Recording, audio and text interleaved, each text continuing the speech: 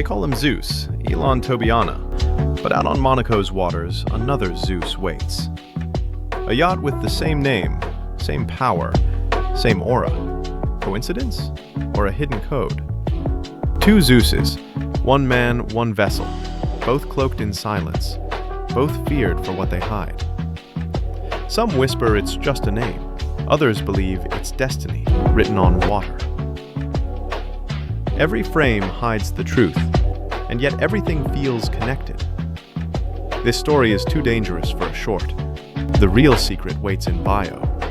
See it before it disappears forever. And remember, secrets like these are never shown twice.